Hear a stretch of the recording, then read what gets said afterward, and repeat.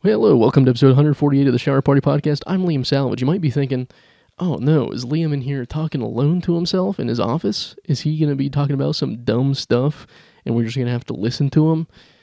You'd be sadly mistaken. Boy, look at the egg on your face, sitting there thinking, oh, you're just going to be listening to one guy talk this whole time for 30 or so minutes? Yeah, you got egg on your face, buddy. Scrambled. It's all over there. We have the debut of a wonderful man, my friend and hopefully yours. This is his debut. Please give it up for Fuzzy Bear. Thank you for that warm reception for Fuzzy Bear. Hey, Fuzzy Bear, how are you doing today? I'm doing great. I'm doing great. I'm just happy to be here. Thanks for having me, Liam. Yeah, no problem. You sound a little bit like Kermit, but without some of the character that he might have. Yeah, that's my voice. I couldn't, I'm a little hoarse today. Yeah, it's okay. It's all right. You can sound however you'd like to sound. So, Fuzzy Bear, what are some of your, hobbies? Like, what do you do for fun around here? Well, I'm just kind of living in my parents' basement. Just, waiting for them to die so I can get that insurance money. I don't really know what else to do. I can't get a job. I never learned a skill or got an education, so I'm just kind of living down there. No woman ever wants me. I'm just kind of alone. That's just kind of what I do. Well, what are you gonna do with all that insurance money that your parents give you? Oh well, I'm gonna buy a bride. Oh, all right. Now that you bring what country are you going to buy that bride from? Well, it's of course going to be Thailand. Yeah, I figured. Yeah, so the great thing about, having your parents die is they can't tell you what to do with their money anymore. Right now, I'm just sitting down in the basement eating mac and cheese all day, and they are like, hey, get a job, all that kind of stuff. But when they die, when they go into the infinite unknown, they are no longer able to tell me that I cannot buy a Thailand bride. All right. They can no longer tell me that the master bedroom is off limits to bring my Thailand bride into. She's fresh off the shelf. And the master bedroom's mine now. They can no longer tell me that it's not. Yeah, that's a good point, Fuzzy Bear. Wow. I'm glad to have you on the show. You bring an insight into the world that not many have. Just straightforward with your emotions, a straight shooter, if you will. Death. They didn't think that fuzzy bears like myself could die, but we can. And I took out $1 million insurance policy against my parents. Sadly, suicide isn't covered on that. If my dad and mom do kill themselves, or at least appear to kill themselves, I will not get a cent of that money. The contract is null and void. I wish I would have known that before I took out a $1 million life insurance policy on my parents. Yeah, you gotta look into the fine print. You gotta have a lawyer look at stuff. It's kind of like is that kind of like your message or moral you have for us today? No, my moral is just be patient. You gotta be patient. Patience is a virtue, they say, and that is true. Not a day goes by that I don't hope for my parents to die so I can get their insurance money and get that Thailand girl. Yeah, patience is a virtue. Here on the Shower Party Podcast, we want to let all the kids know that you got to be patient. You got to share your toys.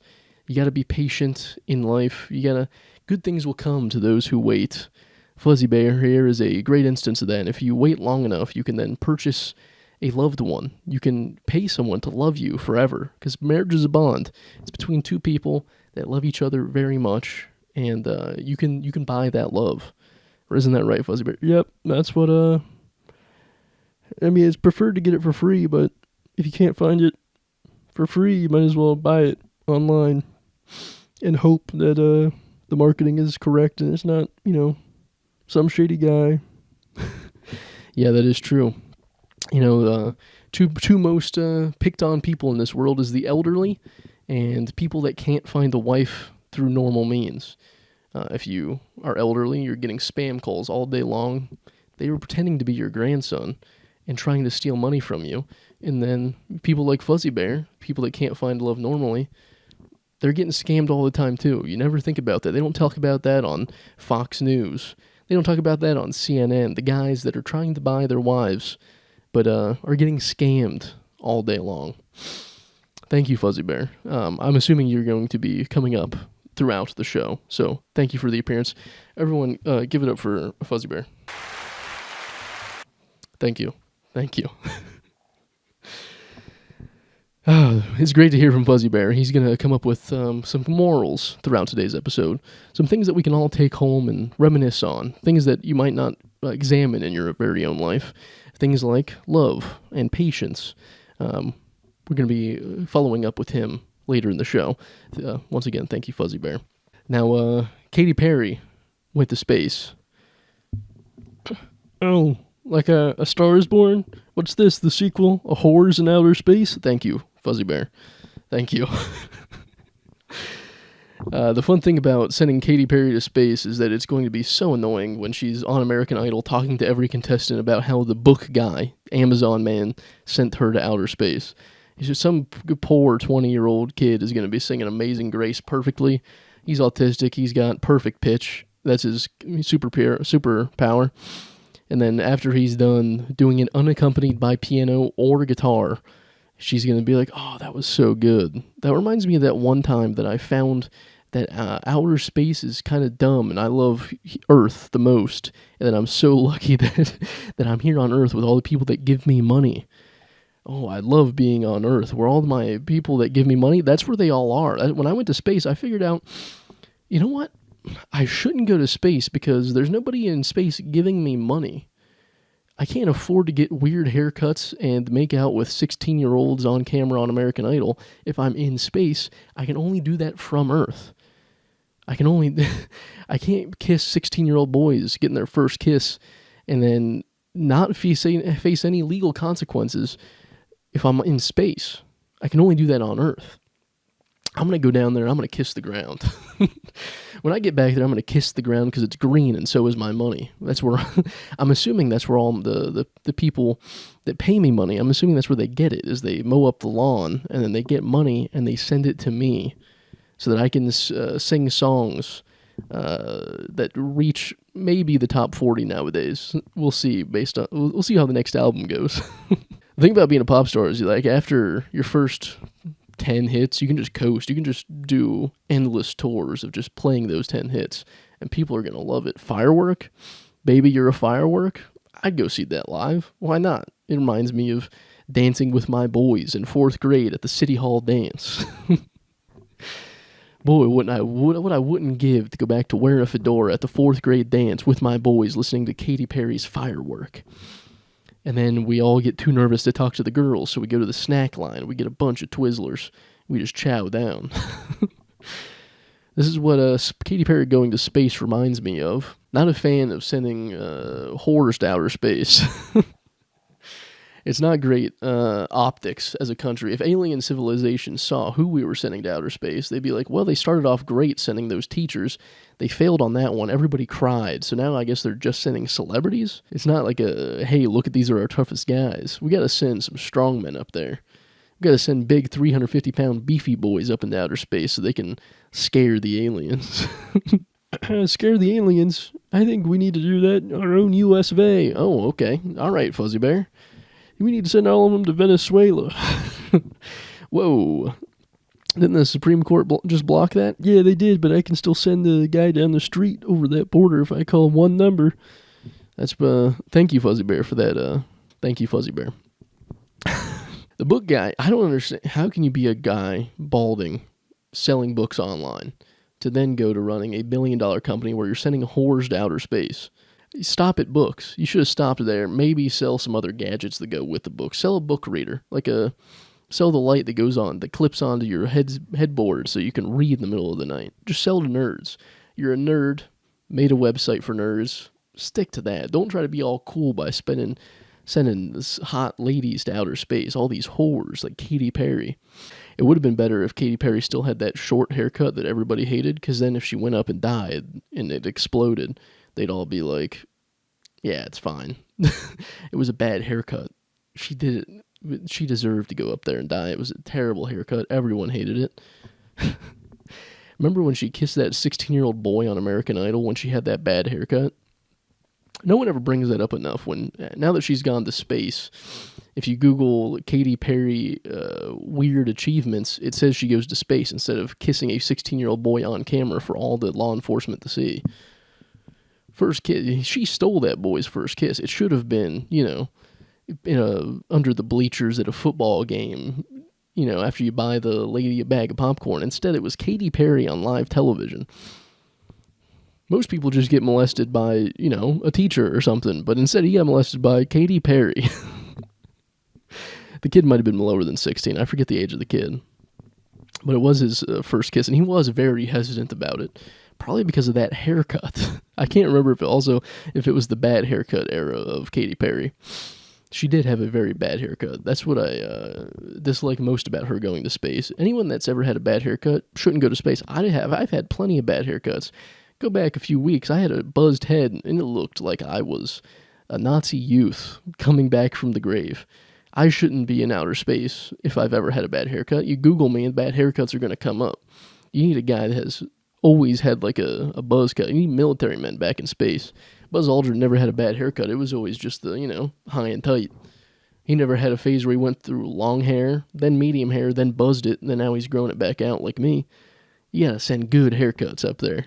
It's good for the optics. Hey, Fuzzy Bear, what would you say your favorite family... This is a family show, and you've been quite unfamily friendly this far. What would you say your favorite family-friendly movie is? Oh, I love Veggie Tales. That's probably my favorite family-friendly movie. Oh, a Christian flick. I guess we can expect that after your Venezuelan comments. Why Veggie Tales? I just want to stick that cucumber up my ass. Yeah, I figured. I want to fuck that tomato until he's salsa. Okay. Thank you, Fuzzy Bear. Thank you for coming on the show, everybody. Say goodbye to Fuzzy Bear. I shook his hand, just to let you know. And now he's going under my desk, Monica Lewinsky style. Oh no, Fuzzy Bear, don't suck my penis. What are you doing? I brought the puppet on the show. My girlfriend was immediately like, well, what ideas do you have for a puppet? Is it going to suck your penis? And I said, no. This bear would never suck my penis. And then I immediately went in and had it suck my penis. I didn't want to have to explain my ideas that I had with a puppet to my girlfriend. And I'm like, no, I would never make it suck my penis. I'm going to make it do some cool voices and be racist and teach everybody a lesson or two. I'm trying to be the modern day Aesop fable. Shower party? Yeah, we got a few partying in the shower, giving you guys some life lessons and advice.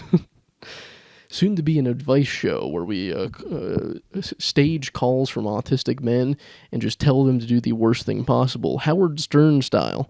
We're going to get a ragtag crew of mentally disabled people. We're going to make them go out in public and we're going to laugh at them. Howard Stern style. That's what we're going to do. An innovator of our field, Howard Stern.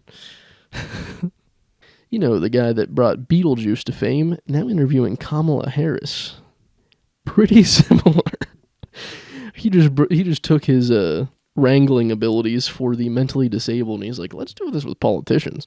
Let's get some guys on here and see if we can make them likable and so that people will vote for him. I say Beetlejuice for president. He already probably tells people he is president. Might as well make his dreams come true. And welcoming to the United States of America, our second black president ever, Beetlejuice. I guess that is when you combine Obama and Donald Trump, you just get Beetlejuice. You know, like in the eyes of the politics world, they're like, boy, this is going to be a fun one. You know? The news is not going to stop these next 4 years. We're going to get some cool clips out of the president again. Yeah, I fucked her. I fucked the vice president. That's my Beetlejuice impression. Yeah, I fucked the vice president. Yeah, me and her had a baby. It died. Oh, there was an Akron student, Akron, Ohio, that beat a teacher and another kid with a Stanley Cup. And I'll give you 2 guesses to the race. It's definitely a white girl. Some white girl got insanely angry about something that the student and the teacher were probably saying to her. And she just took that hunk of lead that every girl brings to school, a nice self-defense weapon, and just started wailing, bashing the brains out of this student and teacher. I can't assume she was being made fun of, but it may have included that fucking Stanley mug that she bashed the brains in there with. It's a wild thing to do. Just be like, wow, these guys are upsetting me. What can I do? I got a drink holder for Christmas. I might as well bash their brains in with my rose gold Stanley mug. When I was in school, fidget spinners were banned. Mostly because I assumed they thought we were going to treat them as ninja stars. We're going to throw those bad boys around. We're going to do, rush hour style, where we're going to start killing some kids with fidget spinners. Now they got Stanley mugs, which is the equivalent of brass knuckles in schools. I can only imagine what they're doing at the schools that have metal detectors. You go to a rough and tumble inner city school where the teachers are trying to teach the kids poetry through rap, and then they have to go through the metal detectors, and they keep on getting set off, not because of the guns, but because of Stanley mugs that are the holder is fashioned to be brass knuckles. And they're just trying to learn poetry through rap. There's just Chandler Bing trying to teach them that Tupac is actually a poet. And they're bringing in their Stanley mugs that are fashioned as brass knuckles. It was a weird time in the mid-2000s and early 90s that we were just saying, like, yeah, these white guys are going to teach these black kids how to read. And it was Chandler Bing being in there being like, could I be any more serious? Tupac is a literary icon. Have you ever heard of a guy called Kurt Vonnegut? Who gave Tupac inspiration? That's right, Kurt Vonnegut. Shel Silverstein, across in the road, between two paths in the road, which one he's going to follow, the one less taken? Yeah, that's kind of like Tupac, saying that he's going to kill these guys if they don't go the same way as him. If you think about it, we all have two ways in life. Billy, you could join a gang, or you could just be a poet.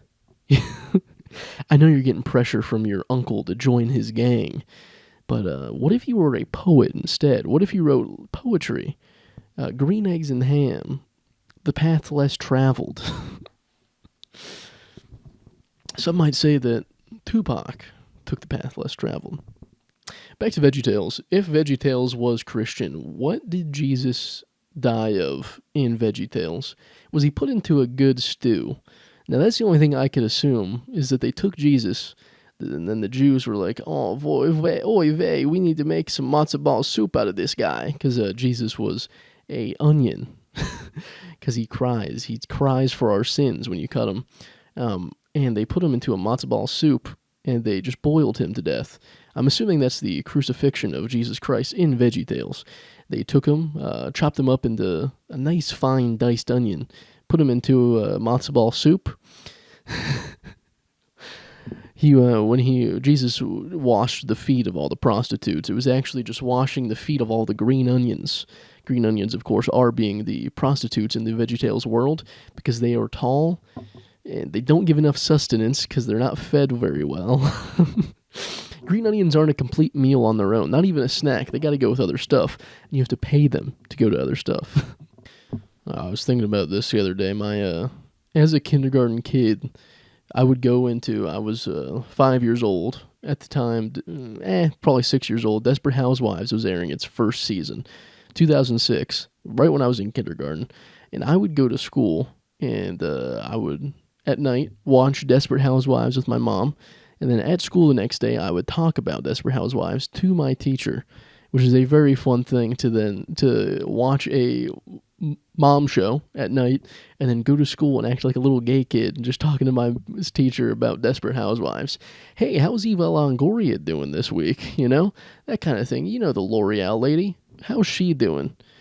Turns out she's doing pretty good. That show ran for quite a while. I watched it all the way until pretty close to the very end.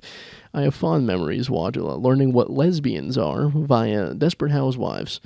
It's a fun time to go at night, just trying to stay up a little bit late for school, and your mom's like, all right, yeah, you can come watch my show with me. Turns out it's Desperate Housewives.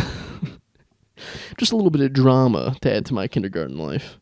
It's a very fun time to then go to school I had a couple of mentally disabled kids in my kindergarten class, so I was talking to my teacher and the aide, the helper to those students.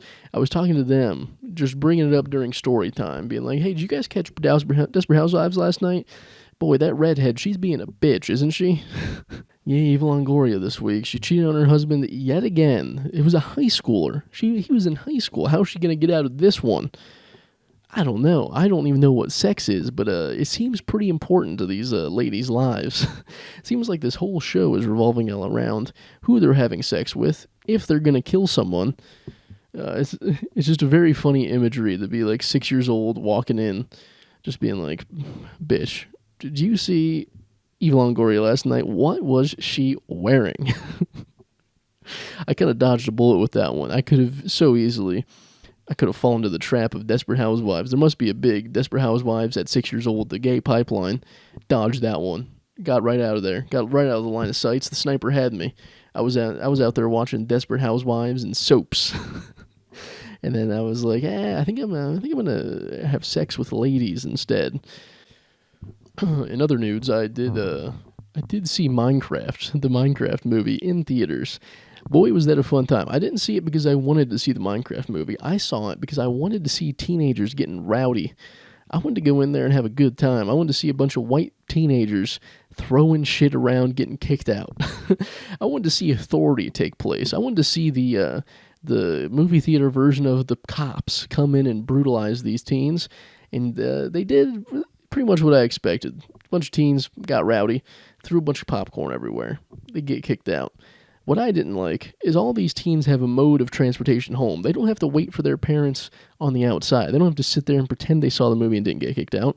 Instead, they all have fucking electric bikes. They all have $3,000 electric bikes to get around town nowadays. What happened to the days where you had to sit in wallow and make a lie and tell your mom that you didn't get kicked out of the theater, it ended early and you wanted to wait outside for her? All these kids are just throwing popcorn, getting rowdy, and then they just drive home themselves.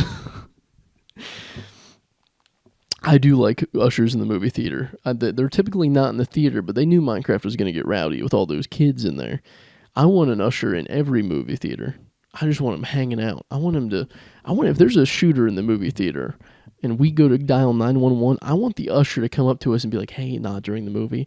If you guys pull out your phone again, I'm going to have to... Bullets are flying in the background, and I'm on my phone trying to text my loved ones goodbye, and they're like, hey, actually, you're kind of disturbing the movie theater experience for everyone around you. You're kind of giving everyone a bad vibe when you pull out your phone. If you didn't see the 4 announcements at the beginning of the movie that you need to turn off your phone and put it on vibrate, I'm going to have to kick you out if you bring out your phone again. As I'm texting my loved ones, I think this is it. I'm not small enough to hide behind the reclining chair. He knows where I am. I'm a big target. I'm spilling out of the seat. I'm sweaty. I'm slipping out of the seat because I'm so sweaty on this leather recliner. And then he's like, you're going to have to get out of here. I'm sorry. Making me the target of his fire. I walk out of that theater with a head of shame because I do understand that I brought out my phone in the theater and that is frowned upon. So as I'm doing my walk of shame out of the theater, headshot. We need authority back in the theater, like authority that doesn't stop. Even in emergency situations, I want them to tell me, hey, your phone's very bright, you're disturbing those around you. We need authority that doesn't care about anything but authority. Keeping the rules in line. That's what we need in the modern America. We need police in the movie theater. It's not... Black teens, they're getting harassed out in public by the actual police. We need white teens getting harassed in the movie theater. We need to see body cam footage of a movie usher going up to a white teen throwing popcorn and just see what happens, see what unfolds. We need that version of Cops where we follow around movie theater ushers.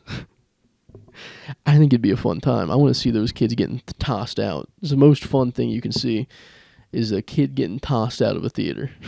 But, this has been the Shower Party Podcast. I've been Liam Salvage. I hope you guys have had a grand time listening. It's a shorter one this week, bite-sized. I figure you guys might enjoy it. We're testing out some things here on Shower Party. Longer, shorter. We're bringing puppets in here. Please tell a friend on how much fun it was. And I'll see you guys next week. Please tell a friend, because otherwise I did that puppet thing for nothing. And that's going to look stupid. See ya.